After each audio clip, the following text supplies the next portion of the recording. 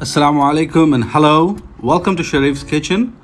Today we are going to make a delicious Ramadan special mutton Nombu Kanji. It's also called as Bubur Kambing in Malaysia. For this preparation, we need 1 cup of rice and half a cup of moong dal soaked for 20 minutes. We are cooking this in a pressure cooker, so 20 minutes is more than enough. We also need about half a cup of chickpeas soaked overnight.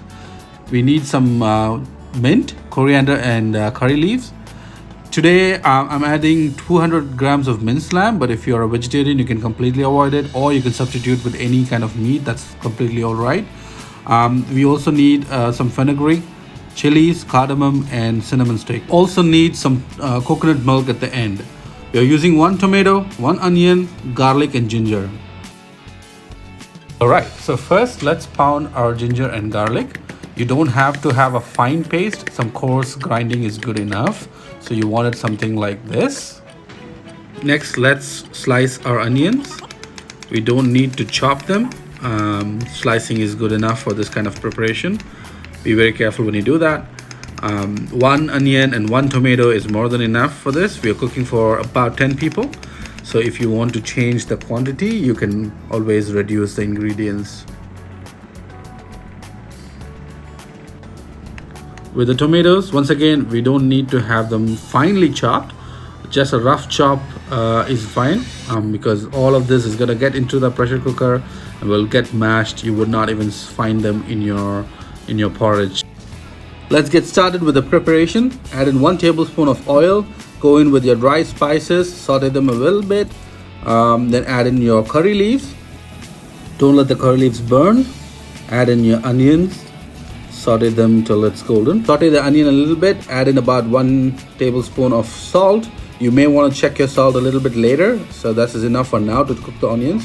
I did not mention turmeric powder in the ingredients, but I'm going to add in turmeric powder.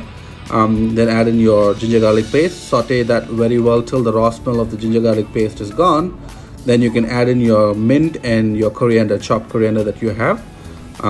Mix them up really well. You will get an amazing aroma right now. That's really important for this kanji.